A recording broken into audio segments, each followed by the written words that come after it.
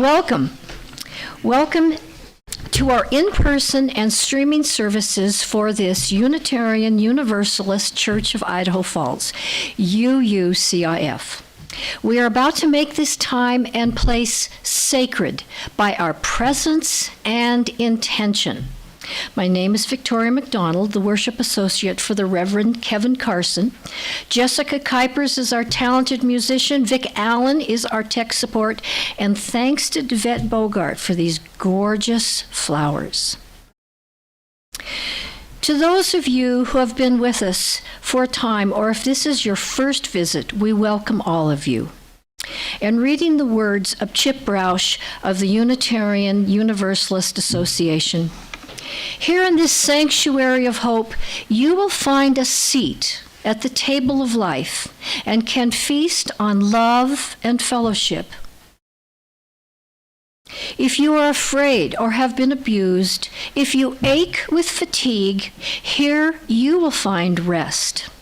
You will be comforted, your spiritual wounds will be dressed, your courage will return, and your soul restored. If you seek to understand, you are encouraged to ask questions. Wonderful pathways will be lit for you, and wherever your journeys take you, you can always come home to this place made sacred by our love for you. This place is a sanctuary of the soul. The collective wisdom of all humankind and our painful but glorious history is open to you here. We have no fear of science or of knowledge, and we strive for understanding.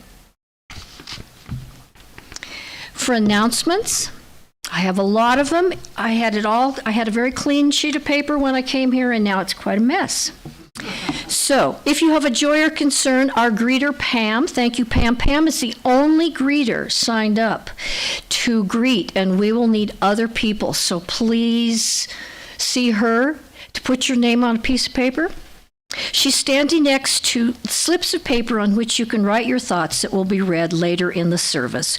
Or, if you're streaming, send them to us via the chat box. The December cleanout that we published online has been canceled. Devette, Bogart, and Bill Cohen have emptied the room. I announced Pam. Okay.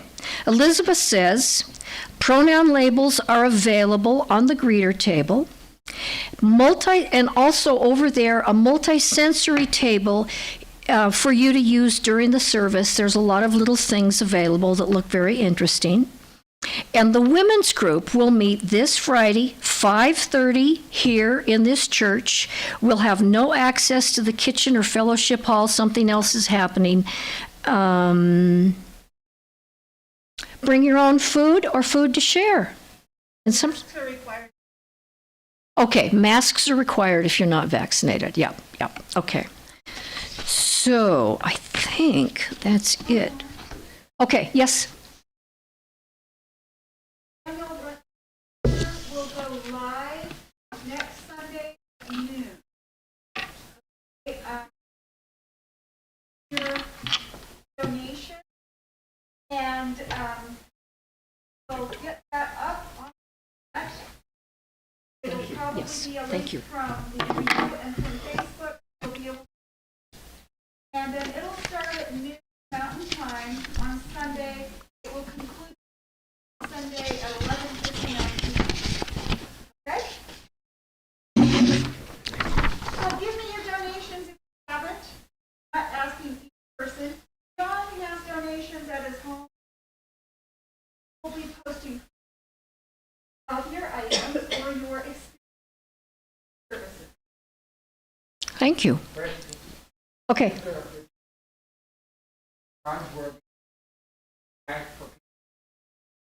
Actually, most everything is in downstairs in what was the old yoga room. There are a couple that are in fellowship, but most of the things are in that little former yoga. Downstairs. Okay, and we have two more announcements that fortunately I was reminded about. December 1st is World AIDS Day. Next week on World AIDS Day, we will remember more than 80 million who are living with HIV and AIDS, and the more than 36 million who have died from the virus. And also, next Saturday, there will be a TED Talk, December 4th at 2 p.m. in the sanctuary.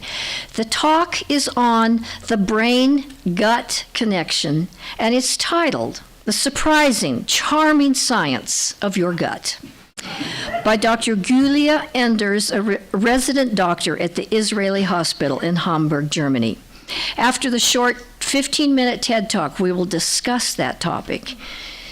Yeah, I'm having those discussions with my friends. That's what it comes. Okay, so ringing the peace bowl. Where? Oh, this is a very important one. Our UU Church is self-supporting and depends upon members and friends' donation to keep the heat and lights on. We have many ongoing projects, as some of you know. Stopping leaks as the roof is repaired. That was last week. Maintenance of the upstairs, the downstairs, and the ground floor rooms. And always something coming up. You can help maintain our church and our mission by accessing the upper right-hand corner donate button or sending a check to our church, Box 50376, Idaho Falls 83405, or you can leave a check in the basket back there. And please remember, what is given in love is received with deep gratitude and appreciation. May this congregation be worthy of your gifts. As we enter sacred space, I encourage you to slow your breathing as I ring the peace bowl 3 times. Breathe in deeply, then breathe out slowly.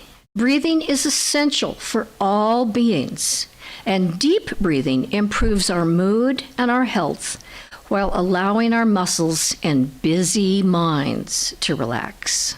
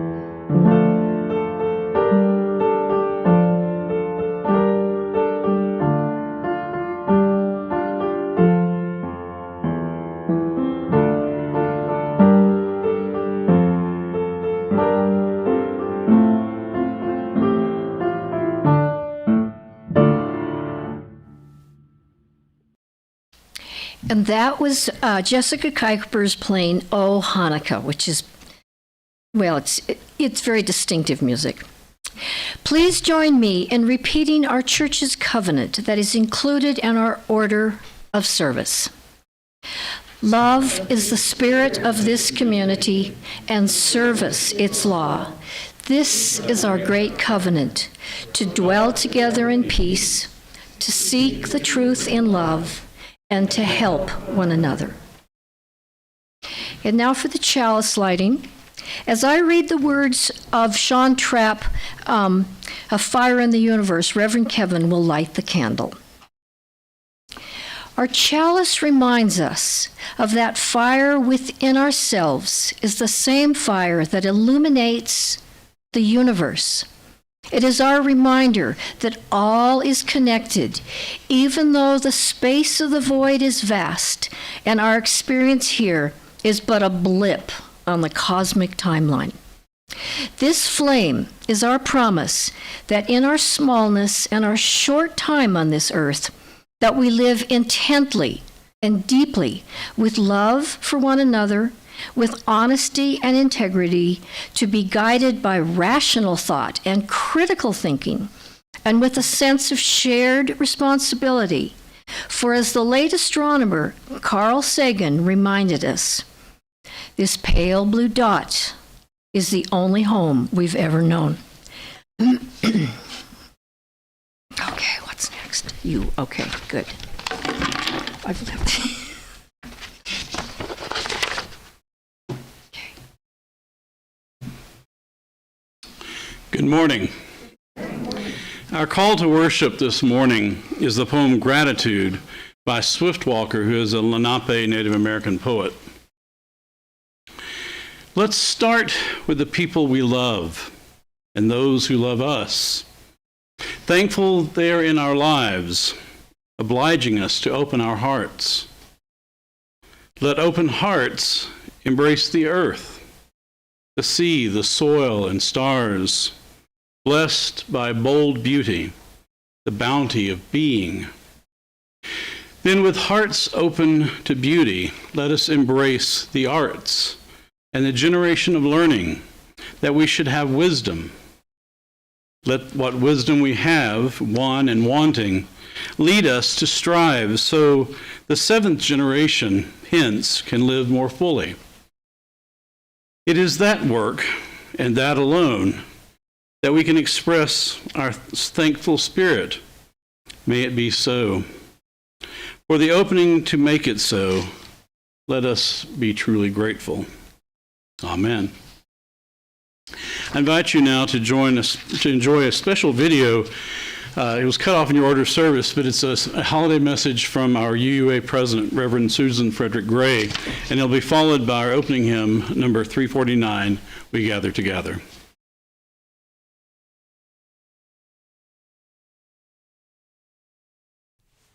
Greetings, Unitarian Universalists. As we enter this season of holidays and holy days, we have an opportunity to draw our attention to what sustains us, to draw our attention to sources of gratitude and love.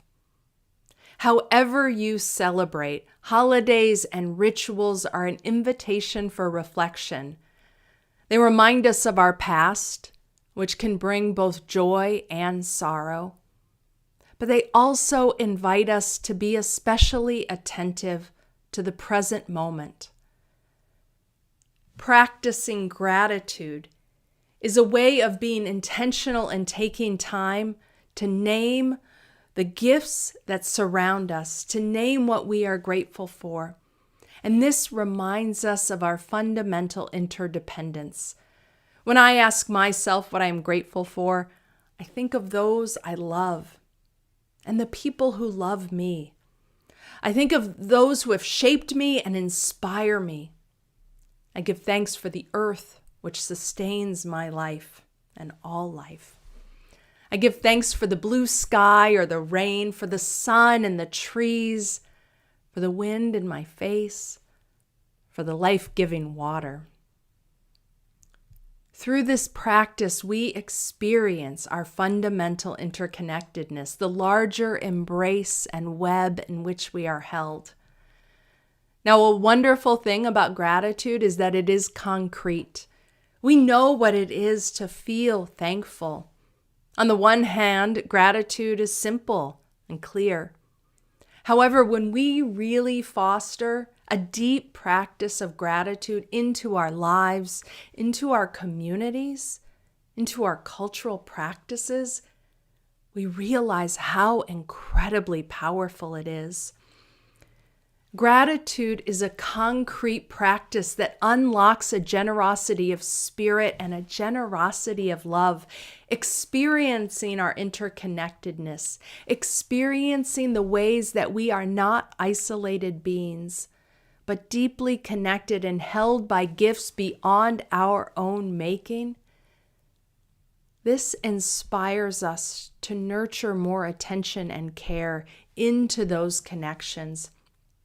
So I am calling myself back to gratitude these days as a way of finding my own way through the enormous grief and exhaustion and struggle and fear that has been a part of our lives every day in the midst of so much tumult and the pandemic. A daily practice of gratitude has been saving me right now. And as I turn toward gratitude, I find my way toward more joy, sustenance, pleasure, and the gift of the present.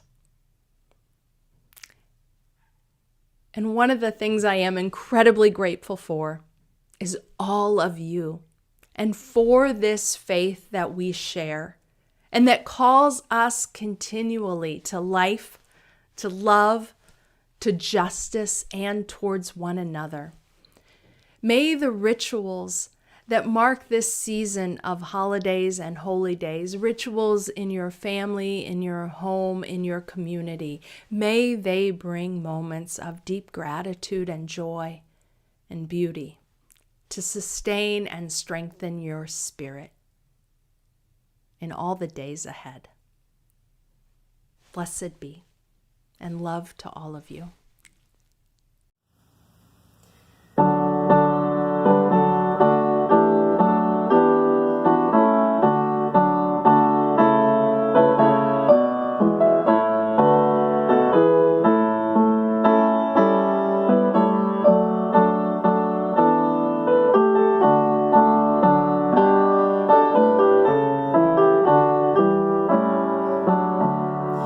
We gather together in joy for Thanksgiving, acclaiming creation whose bounty we share. Both sorrow and gladness we find now in our living. We sing a hymn of praise to the life that we bear. We gather together to join in the journey, confirming, committing our passage to be a true affirmation in joy and tribulation. When bound to human care and hope, then we are free.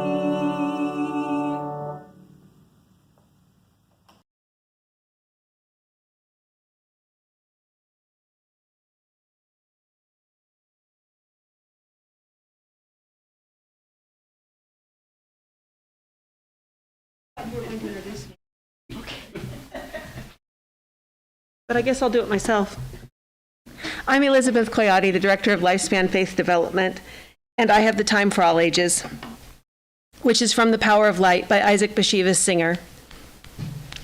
A Hanukkah evening in my parents' house. All year round, my father, a rabbi in Warsaw, did not allow his children to play any games. Even when I wanted to play cat's cradle with my younger brother, Moishe, Father would say, "Why lose time on such nonsense? Better to recite psalms." Often, when I got 2 pennies from my father and I told him I wanted to buy chocolate, ice cream, or colored pencils, he would say, "You would do a lot better to find a poor man and give your pennies to him, because charity is a great deed." But on Hanukkah, after Father lit the Hanukkah candles, he allowed us to play dreidel for half an hour. I remember one night especially. It was the 8th night, and in our Hanukkah lamp 8 wicks were burning. Outside, a heavy snow had fallen. Even though our stove was hot, frost trees were forming on the window panes. My brother Joshua, who was 11 years older than I, already a grown-up, was saying to my sister Hindel, "Do you see the snow? Each flake is a hexagon. It has 6 sides with fancy little designs and decorations, every one a perfect jewel, and slightly different from all the others." My brother Joshua read scientific books. He also painted landscapes, peasants' huts, fields, forests, animals, sometimes a sunset. He was tall and blond. Father wanted him to become a rabbi, but Joshua's ambition was to be an artist. My sister Hindel was even older than Joshua and already engaged to be married. She had dark hair and blue eyes. The idea that Hindel was going to be the wife of some strange man and even going to change her surname seemed to me so peculiar that I refused to think about it.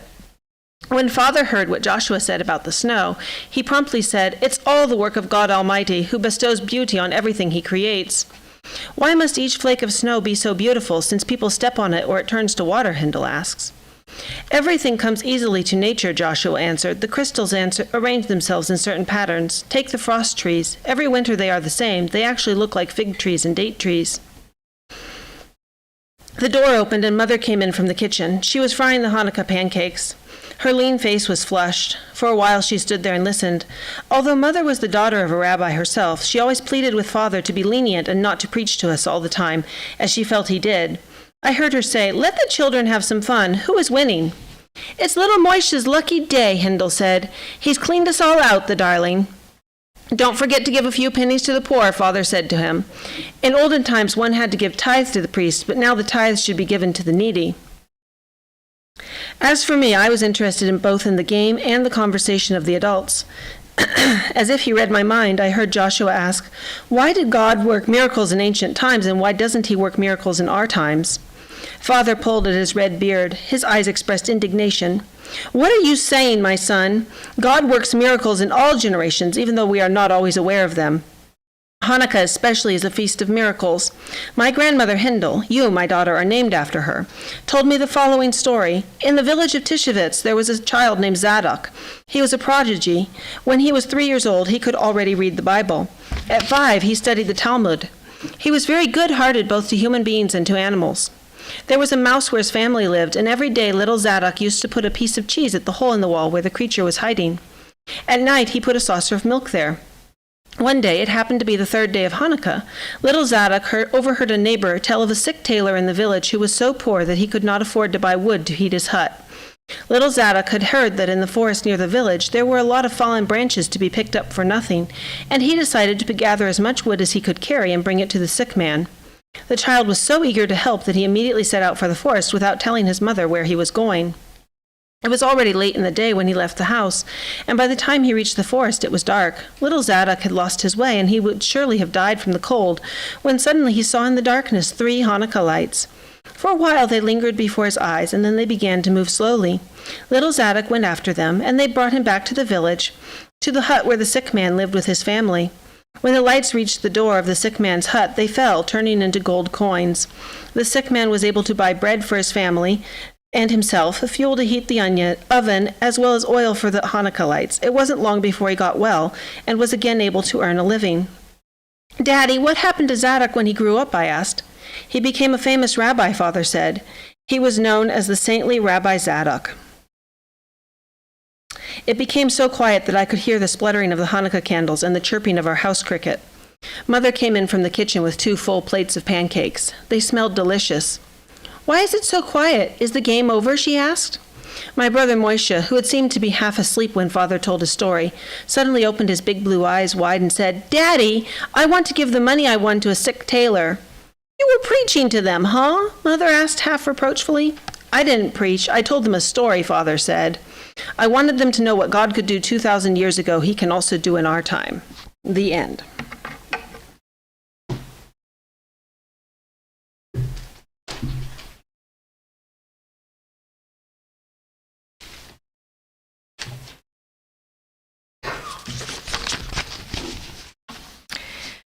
For our joys and concerns, I have 3 that have been handed to me. A joy from Roby Cartmel. Bob's birthday is tomorrow. I want to wish him a very happy one. Yes, indeed. Another joy from Devette. She is grateful that her mom is enjoying her move to Lincoln Court and that she was able to come help me and reteach me how to make the dressing for the turkey. And a joy for all employed in helping others and acting from their strong feelings for others, and about what is real and good in the world. I have a few myself. My concern this week is for a friend who was so good to my mother, called her mom, brought her to church, took her to the symphony, and was a daughter to her when my brother and I weren't in Idaho Falls. Now she has been diagnosed with atrial fibrillation. She's younger than me. So please send Josera calm and healthful thoughts to her. May her health issues be lessened or solved. My joy, sharing Thanksgiving with friends. We had a great time, although I missed our UU dinners we had until COVID appeared. So hopefully we can share a meal soon. I am also so grateful for the jurors in Brunswick, Georgia, for their guilty verdict in the trial for Ahmaud Arbery's death. And we also have some, there's other joys and concerns that have not been expressed, and I know they're out there. We'll light another candle for you. Our thoughts and love extend to you.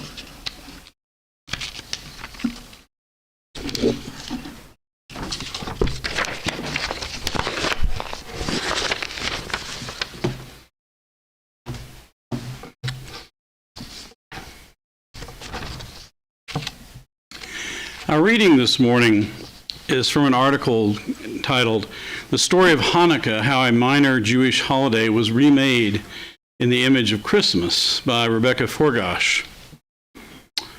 Hanukkah commemorates a historical event that took place in Jerusalem in the 2nd century BCE, when the Seleucid Greek Empire was the ruling power. In 168 BCE, when the king Antiochus IV Epiphanes outlawed Jewish practice and defiled the Jewish temple in the city by installing an altar to Zeus Olympios and sacrificing pigs. A small army of Jews, known as the Maccabees, rebelled against this religious persecution. They regained control over the temple, removed the symbols of Zeus, and built a new altar so that they could once again offer sacrifices in keeping with Jewish law. According to a legend recounted in the Talmud, a compilation of 3rd to 6th century Jewish teachings, a miracle occurred at this time. There was only enough oil to keep the temple's menorah burning for 1 day, but the flame stayed alight for 8 days until a new supply of oil could be found, the basis for the 8-day celebration of Hanukkah. Based on this version of events, Jews have seen the Maccabees as heroes who fought for religious liberty against a repressive regime. But the historical record is more complex. The most detailed accounts of the story of Hanukkah are recorded in the 1st and 2nd Maccabees, historical books that describe the military and political events up to and following the Maccabean revolt. They are not included in the Hebrew Bible, but are part of the Catholic biblical canon. According to 1st Maccabees, lawless men came forth from Israel and misled many, saying, "Let us go and make a covenant with the Gentiles round about us." They joined with the Gentiles and sold themselves to do evil. These lawless men were not the Seleucid rulers, but Jews who wanted to integrate aspects of Greek Hellenistic culture with Jewish tradition. Hellenistic culture was based on the Greek language, literature, art, and philosophy, as well as the distinctively Greek form of social and political organization, the polis. But Hellenistic culture also involved the worship of Greek gods and social customs such as athletic contests that some considered incompatible with Jewish tradition. These Hellenizing Jews were the targets of the Maccabees' vengeful attacks as much as the Seleucid Greek regime itself. As First Maccabees relates, they organized an army and struck down sinners in their anger and lawless men in their wrath. The survivors fled to the Gentiles for safety. In this light, the Maccabees were not heroic liberators and defenders of religious freedom. Rather, they could be viewed as intolerant religious zealots, intent on stamping out any attempt to modernize Jewish tradition. Today, most Jews would still consider the Maccabees to be heroes and defenders of Judaism. Certainly, it's the story that children are taught in Jewish schools and synagogues. However, they would be surprised and likely rather disturbed by the religious fundamentalism of the Maccabees that is represented in the historical sources.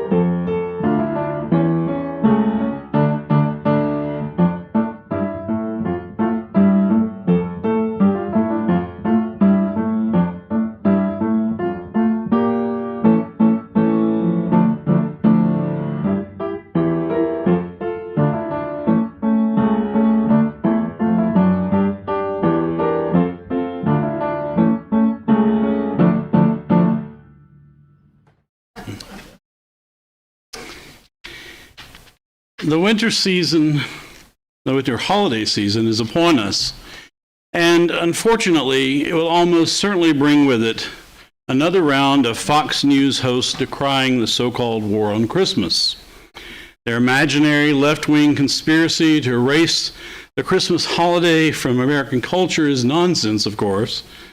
The upcoming Christmas holiday is alive and well, though admittedly more secular these days than its original Christian form, and decorations are already on display in stores, towns, and in homes across America. But when anyone suggests that saying Happy Holidays instead of Merry Christmas is more inclusive, it is viewed by some as being un-American, despite the rich diversity of people and religious beliefs that is the hallmark of our nation, and the more than 20 major holidays that are celebrated here and abroad during the last 2 months of the year. It is a simple fact that human beings have been observing holidays on the eve of winter for thousands of years, marking the winter solstice and the cold, dark days ahead before the return of spring. And for agricultural people, especially across the Northern Hemisphere, this has been a time to gather and celebrate the end of the harvest and the coming of winter, when the fields lay fallow, giving thanks for the blessings of the sun and the earth, and acknowledging the miracle of light. Over time, many religious holidays based on a combination of history, myth, and beliefs have supplanted some of the more ancient earth-centered holidays, but it isn't hard to see echoes of the past and the deep underlying sentiments that still resonate in the human psyche. No matter which holidays are important to us, it is good to celebrate our human cosmic relationship in this season of gratitude and light. So this morning, I want to touch on a few of these traditions. Harvest feasts were common in the Old World and the New long before the so-called First Thanksgiving was celebrated in 1621 by the surviving English colonists in Plymouth. Historians have pieced together a reasonable account of the event from the scant surviving evidence, and it appears to have been a harvest feast that turned into a kind of multi-day diplomatic interaction between the colonists and their Wampanoag neighbors. It was so unremarkable to the colonists that only one account of the event survives from this single paragraph in a letter written by Edward Winslow. Our harvest being gotten in, our governor sent 4 men on fowling, so we might, after have a special time, rejoice together after we had gathered the fruits of our labors. They 4 in one day killed as much fowl as, with little help beside, served the company almost a week, at which time, amongst other recreations, we exercised our arms, many of the Indians coming amongst us, and amongst the rest, their greatest king, Massasoit, with some 90 men, whom for 3 days we entertained and feasted. And they went out and killed 5 deer, which they brought to the plantation and bestowed on our governor, and upon the captain and others. As we look back with 4 centuries of hindsight, it is clear the mythology of the first Thanksgiving and the national holiday it inspired reflects a colonial bias that largely ignores the assistance of the Wampanoag that the Wampanoag provided the colonists, much less the complexities of the alliance they formed and the cultural conflicts that escalated as more English colonists began arriving in the following decades. There was also no mention of, in Winslow's letter, of women or children being present in 1621, though it is believed they were present among the colonists and the Wampanoags. As is too often the case, they were mostly ignored by the men writing about such events. Over time, the story of the first Thanksgiving became more embellished, as stories often do.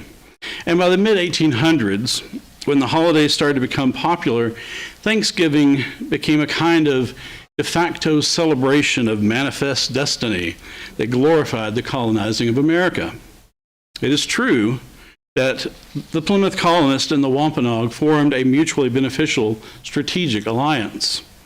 It is also true that they enjoyed a largely peaceful coexistence that lasted over 50 years until King Philip's War broke out in 1675, but the same cannot be said of the surrounding colonies or tribes. And from the tragic history of Native Americans that followed, there are good reasons to use Thanksgiving as an opportunity to reevaluate the legacy and demythologize some of the narrative. And there are plenty of resources available now to assist us in this. But at the same time, I hope we can avoid making the holiday too political in our efforts to decolonize it. I hope that the spirit of this holiday can remain true to its harvest feast origins, a time of gratitude for the family and friends we cherish and the food that provides our sustenance. An annual reminder of gratitude in what can be an otherwise mindless consumer culture. This year, the Jewish holiday Hanukkah begins at sundown tonight and continues for 8 days. The date varies based on the Jewish calendar, which is a lunar solar calendar that follows the lunar cycles and the solar year. And as you heard in the reading, Hanukkah is another holiday with historic roots that have been mythologized into something more palatable, beginning with the stories recorded in the Talmud centuries after the event. It is much nicer, after all, to celebrate the heroic victory of Jewish freedom fighters over their foreign Seleucid oppressors rather than a victory of religious zealots over their more liberal, Greek-friendly Jewish neighbors. But here again, the heart of the holiday is expressed in the nightly blessings as the candles of the menorah are lit, expressing gratitude to God for protecting the Jewish people. The actual events and even the 8 miraculous days the oil burned according to the story are almost irrelevant. These days, the secular aspects of Hanukkah, especially in countries that are predominantly Christian, are analogous to Christmas traditions, including decorating homes, exchanging gifts, playing games with the dreidel and chocolate coins, and preparing potato pancakes and other foods fried in oil. Other Jewish holidays have more religious overtones, but Hanukkah has evolved into another winter holiday that is a celebration of gratitude and light. Today is also the first Sunday of Advent in the Christian tradition. It is a time of expectation and anticipation that is celebrated on the 4 Sundays before Christmas. Most people are focused on Christmas Eve and Christmas Day, which is the culmination of Advent, but the religious season of Christmas Tide actually begins on Christmas and continues for 12 days through the Feast of the Epiphany. That is when, according to tradition, the Magi arrived in Bethlehem and encountered the Christ child. Don't even get me started on the historicity of the Nativity story. But it suffices to say that the run-up to Christmas is important to the Christian tradition. Each Sunday of Advent, a candle is lit, often as part of an Advent wreath.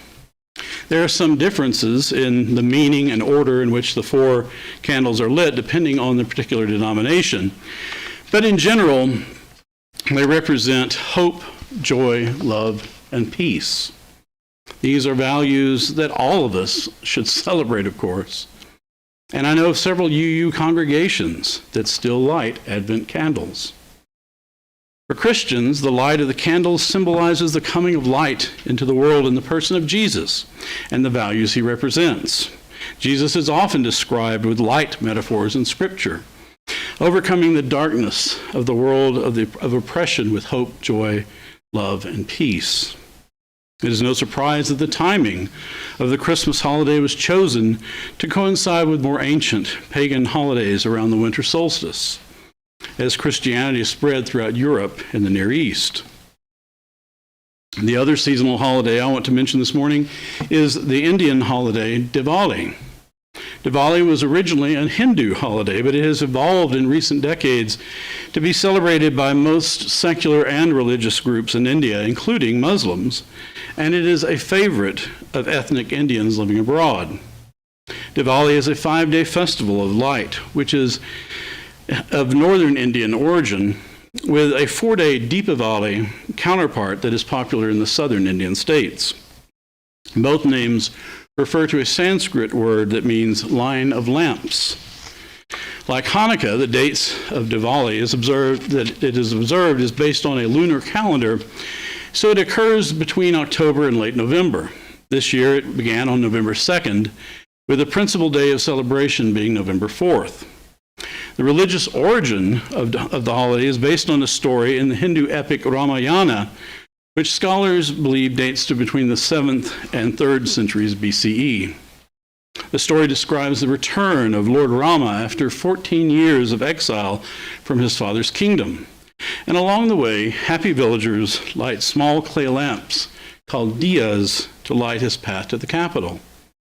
In contemporary celebrations, people still light the small clay lamps, and multicolored Christmas lights are often added to decorate homes, along with traditional rangolis, which are beautiful patterns made from colored stone, powder, or rice flour.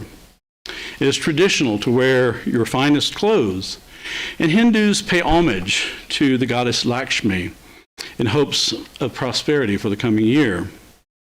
Gifts are exchanged, and traditional sweets are created for family and feasts that are celebrated throughout the festival. For Indians around the world, it has become a reaffirmation of traditional Indian culture as much as a religious holiday. When I was working at Hasbro, we had dozens of Indian IT consultants working with us in Rhode Island, and they would decorate the entire building for Diwali and bring traditional foods and treats to share. Often they would dress in their traditional clothing that varies by region, and they would use the occasion to educate their American coworkers about their rich cultural traditions.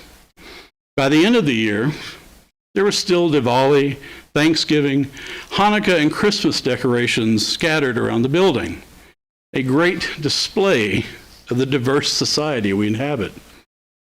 In this season of holidays, there are some that are based on the cycles of nature, like the winter solstice and celebrating the end of the fall harvest.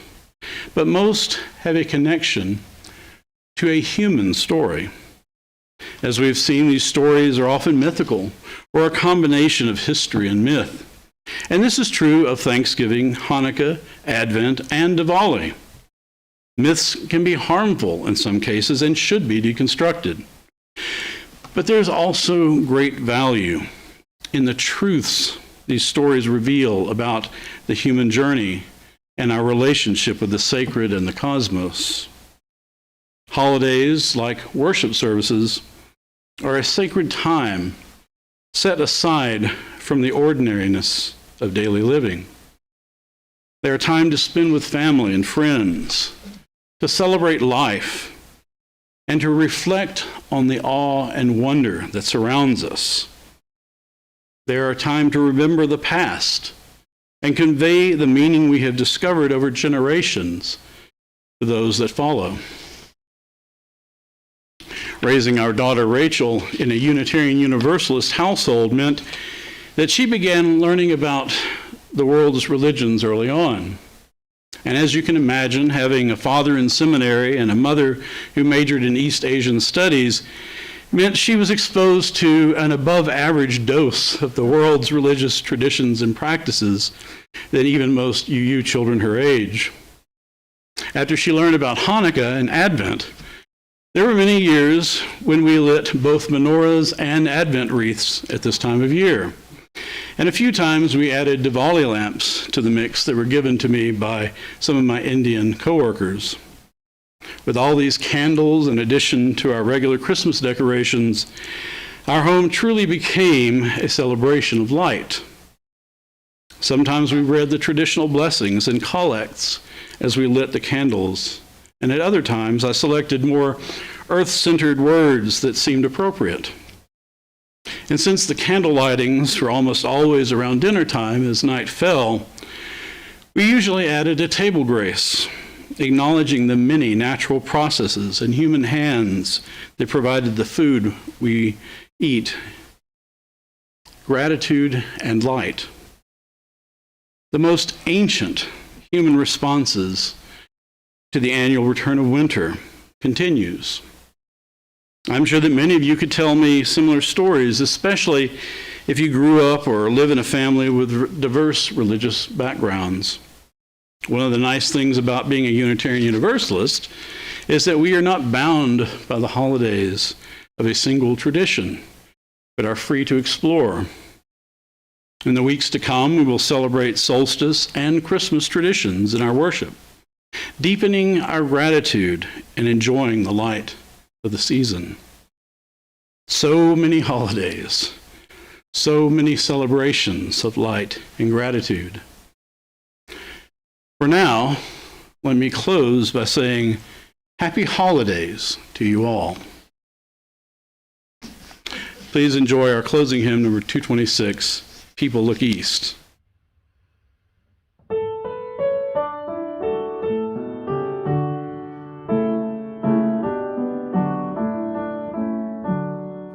People look east, the time is here of the crowning of the year. Make your house fair as you are able. Trim the hearth and set the table. People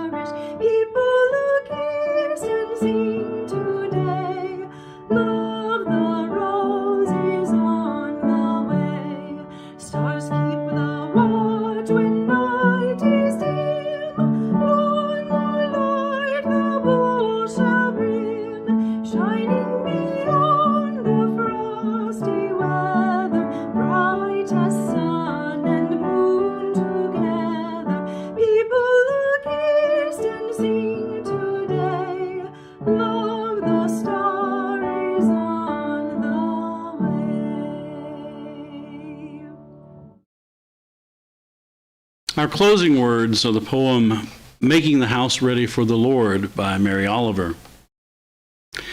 Dear Lord, I have swept and I have washed, but still nothing is as shining as it should be for you. Under the sink, for example, is an uproar of mice. It is the season of their many children. What shall I do? And under the eaves and through the walls, the squirrels have gnawed their ragged entrances. But it is the season when they need shelter. So what shall I do? And the raccoon limps into the kitchen and opens the cupboard while the dog snores, the cat hugs the pillow. What shall I do? Beautiful is the new snow falling in the yard, and the fox who is staring boldly up the path to the door. And still, I believe you will come, Lord, you will.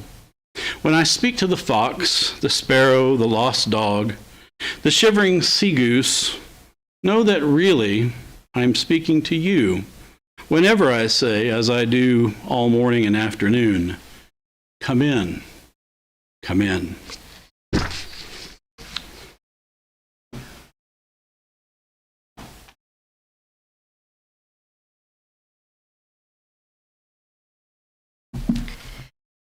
Please join with me in repeating the words for extinguishing our chalice. We extinguish this flame, but not the light of truth, the warmth of community, or the fire of commitment. These we carry in our hearts until we are together again.